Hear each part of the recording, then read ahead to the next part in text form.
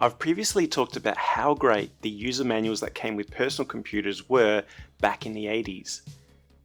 The VIC-20 User Guide was the first book to teach me how to use and program a computer.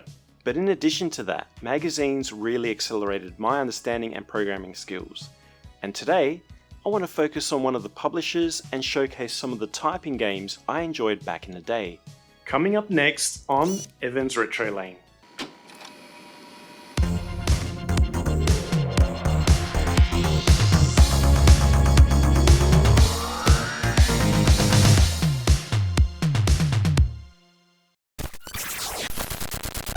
Hello and welcome back to Evan's Retro Lane.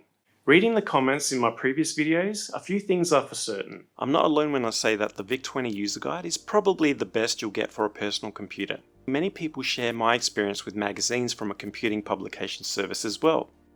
Back in the 80s, that is how information was distributed, along with special user groups and of course bulletin board services. From about the age of 7, I had a Commodore VIC-20 set up in my room, connected to a small black and white TV. We had a few cartridges that were purchased with the computer, but other than those we didn't have many other commercial games, and we didn't often go shopping for them either. Before we dive even deeper into this video, I want to thank you for watching this video. It's amazing to see how many people enjoy the content I'm putting out. Here's an interesting fact though, around 90% of viewers aren't subscribed. If you get a moment, hit that subscribe button. It really does help the channel. Back in the 80s, my dad built up a good collection of computing magazines. I remember Run, Commodore User, Compute's Gazette, Computer and Video Games, and Australian Personal Computer. There were more magazines available at the time like Zap 64, Your 64, Ahoy, and Byte, just to name a few. There were so many dedicated to other computer brands as well. Let me know, what magazines did you grow up with? I had mentioned in a previous episode that my dad typed in some games from these magazines. One day he suggested I look in the magazines to see if there was a game that looked interesting. If so, my brother and I could type the code for it into the computer. I remember being excited that that was even possible. My brother and I would look through the various magazines trying to work out which game to type in. At the time, there were so many different computers on the market, and often program listings for games that we liked were for other computers and not the Commodore VIC-20. Magazines like Compute often provided code for multiple computers. Once we realized that, Compute became our regular source. Compute was a US-based magazine originally published between 1979 and 1994. They were known for publishing the code for some excellent business applications, and all for the price of a single magazine. SpeedScript was a very popular word processor which provided many of the same features as commercial packages such as Paperclip. It was constantly upgraded with newer listings made available, reaching up to version 3.2 in 1987. Then we had SpeedCalc, which was the spreadsheet counterpart of SpeedScript, offering very basic spreadsheet capability similar to commercial packages like VisiCalc. Compute made these programs available to Commodore, Atari, and Apple 8-bit computers. With the huge success of the Commodore VIC-20 and 64, Compute branched out and created Compute's Gazette in 1984, which ran until 1995. Out of all the magazines in my collection, Compute's Gazette is my favourite. Why? It was dedicated to the users of Commodore computers, so every page was relevant, printed in colour and on decent paper. The Gazette featured tips and tricks with contributions by reputable people like Jim Butterfield, contained reviews, advertisements for games and hardware, and of course typing programs. These ranged from utilities or enhancement routines, educational or business programs, to games. In 2025, Compute's Gazette had been revived. Although not exactly like the original, it provides a similar experience as a digital download. Or, if you pay a lot more than we did back in the day, a printed copy. The other difference is that it covers all sorts of computers. I think maybe the more appropriate title would have been to call it just Compute to align with the original. Anyway, check it out if it's something that you're interested in. I'll leave the link in the description. Back to the original Gazette, my brother and I often typed in games. We would look for games that had a fun article, and yeah, artwork did play a role in selection, followed by screenshots. Then we looked at the effort required to type it in by checking the program listing. Sitting at the computer typing in code from a magazine takes a bit of time, but at the end of it, you could have a decent game. On a few occasions, the game turned out to be complete garbage. But that was all part of the fun. We went through several methods, including reading the code out to whoever was typing it in, or by simply taking turns. For example, I would type lines 100 to 200, my brother would then take over from 201 to 300, and then would alternate. Then, when we were finally done, we would often have to go through correcting errors in the code. Stupid things like placing a semicolon instead of a colon, or a zero instead of the letter O. Starting in October 1983, Compute started publishing their Automatic Proofreader program. This was a small program you could type in and save it to tape or disk. Before typing another listing, you first load the Automatic Proofreader. This stores a small program into memory, and as you type a line of code, a number known as a checksum will appear at the top left of the screen. You then compare it to the checksum number in the magazine. If it didn't match, you may have typed something incorrectly. Otherwise, you would proceed. Another coding utility introduced by Compute in December 1983 was MLX, a machine language entry program. As with the Automatic Proofreader, you had to type the MLX program into the computer and save it to tape or disk.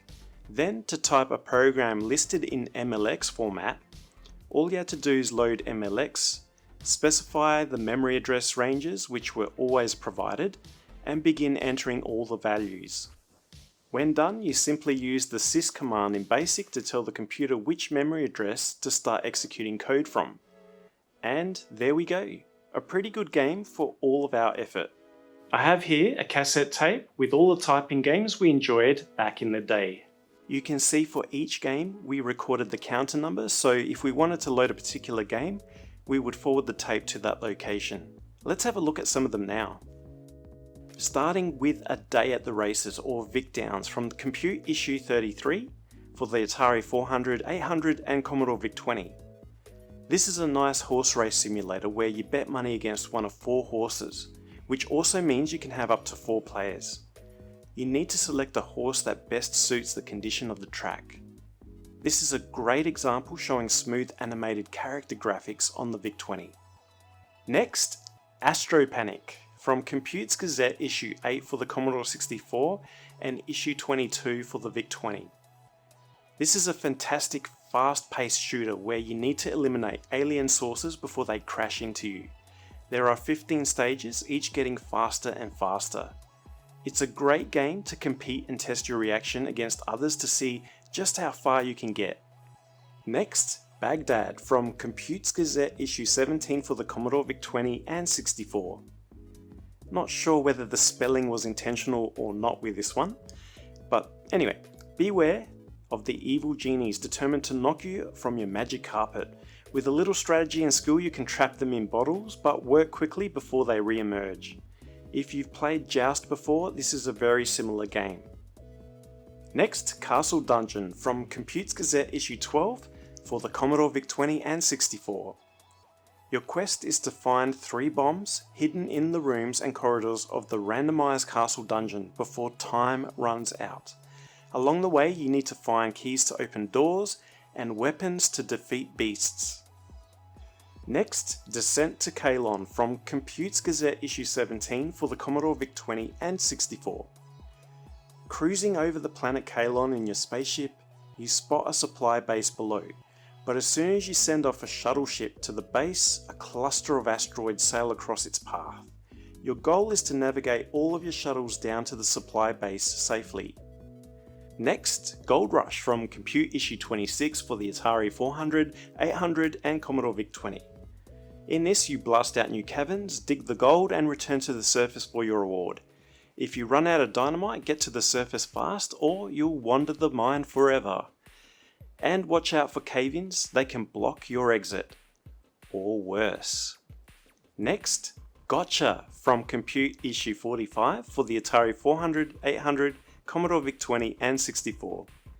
Get all the money you can and outwit the collector, but you'd better be quick because he's not that interested in the money itself. The game only features 2 levels, making it a little repetitive, but it's fun. Next, Hard Hat Climber from Compute's Gazette Issue 7 for the Commodore VIC-20 and 64. Walk around the girders and pick up every toolbox while avoiding broken platforms and barrels rolling down at you. If you pick up all of the toolboxes, you're rewarded with bonus points, and you move on to a more difficult level. This is a very nice addictive Donkey Kong-like game. Next, Haunted Mansion or Haunted House from Compute's Gazette Issue 8 for the Commodore VIC-20 and 64. An evil witch has captured some friendly neighbourhood cats and taken them to her haunted mansion. She's out flying on a broomstick in search of more, so now's your chance to enter the mansion and rescue the cats while avoiding ghosts, bats and evil spirits. Collect a cat and exit the mansion one at a time. Next, Oil Tycoon from Compute's Gazette Issue 4 for the Commodore VIC-20 and 64. You're about to make big money in the petroleum business, but drilling for oil is not as easy as it sounds. There are obstacles you must overcome in order to make a profit. Oil Tycoon is a fascinating strategy game with multiple difficulty levels and hundreds of play possibilities. There are rocks to blast and even hidden devils in the oil. Next, Skier from Computer and Video Games, February 1984 issue for the Commodore VIC-20. So who remembers Ski Free from the Microsoft Entertainment Pack for Windows? Well, way before that we had Skier. Ski down the mountainside, avoiding fallen skiers, trees and spectators who have gathered around the edge of the track to laugh at you when you fall over. After 200 meters down the slope, night will fall and you'll have to use all your skills to stay upright. A pretty chunky yet enjoyable ski game worth trying. Next, Time Bomb from Computer and Video Games, Book of Games, July 1985 for the Commodore VIC-20. In this game you control a roving pair of pliers which you guide to a randomly appearing bomb to snip its wires before the timer runs out. But as you disconnect one bomb, another appears. On the first screen you have 5 bombs to find. Oh, and you can't step back onto a position you've already passed over. This game is a lot of fun and I remember playing it a lot. Next, Laser Beam from Compute Issue 65 for the Atari 400, 800 and Commodore 64. For the Commodore 64 version, shoot the matching coloured bouncing ball with your laser beam. Collect it and then take it to the basket, but watch out, it's easy to get confused if you shoot other balls by mistake. Next, Steeplechase from Ahoy for Commodore users, Issue 44 for the Commodore 64. A steeplechase is a horse race, which involves jumping over obstacles such as walls and hedges. In this simulation of the sport you can race against the clock or another player.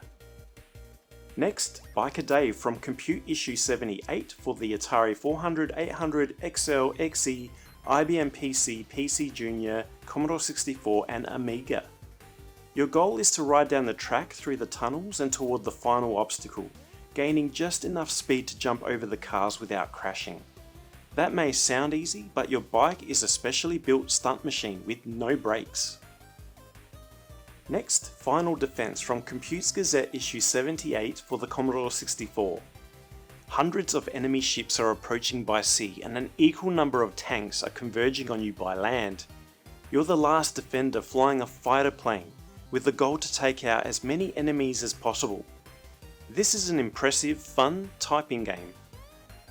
And finally, Crossroads 2 Pandemonium from Compute's Gazette Issue 66 for the Commodore 64. Race down the halls and shoot the bad guys before they shoot you. Outrace the creatures to pick up spars and build up your shields. The game supports 2 players and even has a built-in maze editor. One of the last impressive and addictive typing games for the Commodore 64. Those are just some of the titles I enjoyed. There are hundreds more, too many to mention in this video. Did you also spend hours typing in games from a magazine? Which magazines did you read? And which games did you type in? Let me know in the comments below. And that wraps it up for this episode. And if you love the content I've been putting together, remember to subscribe to the channel. Thanks for watching, and I'll see you in the next episode.